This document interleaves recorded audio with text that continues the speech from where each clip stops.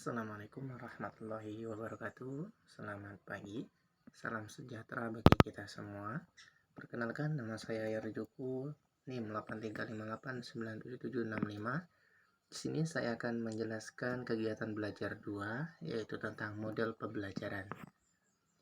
Macam-macam model pembelajaran itu ada 4 di KB2 ini. Yang pertama, model pembelajaran interaktif. Kedua, model pembelajaran terpadu. Ketiga, model pembelajaran siklus belajar. Dan yang terakhir yaitu model pembelajaran IPA.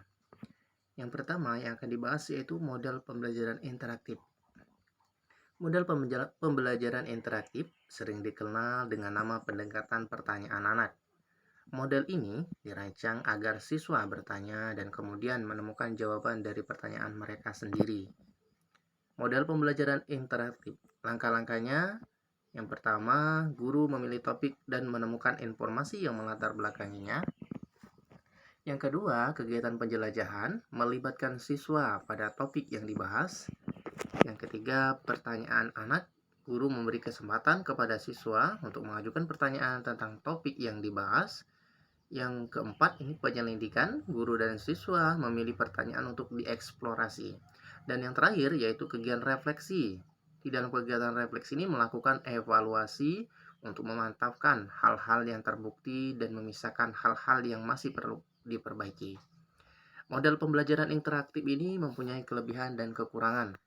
Kelebihannya, siswa belajar mengajukan pertanyaan, mencoba merumuskan masalah, mencoba menemukan jawaban dari pertanyaan sendiri. Sedangkan kekurangannya, kehilangan tujuan yang esensi, sangat tergantung pada kecakapan guru dalam menyusun dan mengembangkan dinamika kelompok. Yang kedua, yaitu model pembelajaran terpadu atau integrated. Pembelajaran terpadu, model integrated merupakan pendekatan belajar mengajar yang memadukan 4 atau lebih mata pelajaran dengan memprioritaskan konsep-konsep, keterampilan-keterampilan atau sikap yang dapat dipadukan dari masing-masing mata pelajaran yang bertolak dari tema sentral.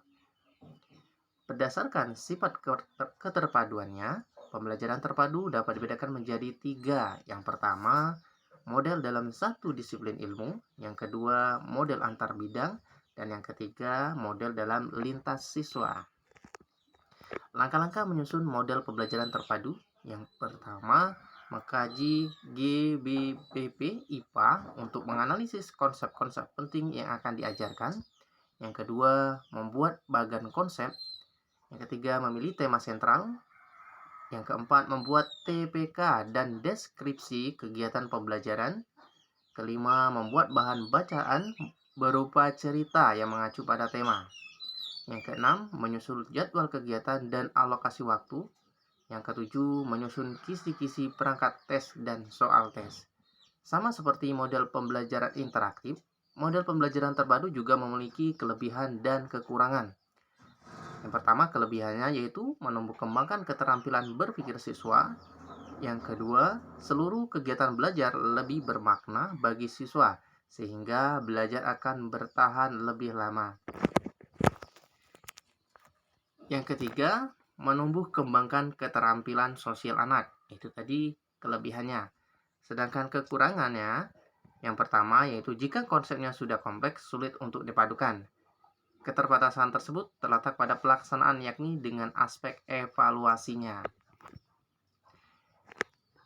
Yang selanjutnya yaitu model pembelajaran siklus belajar atau learning cycle. Model siklus belajar adalah salah satu model pembelajaran yang berpusat pada peserta didik, student-centered. Model pembelajaran learning cycle atau siklus belajar merupakan salah satu model pembelajaran yang berlandaskan pada pandangan konstruktivisme, yaitu suatu proses membangun dan menyusun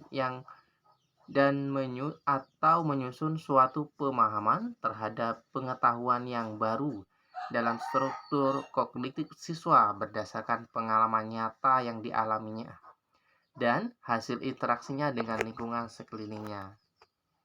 Urutan model pembelajaran siklus belajar. Yang pertama yaitu eksplorasi, pengenalan konsep, dan penerapan konsep. Kelebihan dan kekurangan pembelajaran siklus belajar.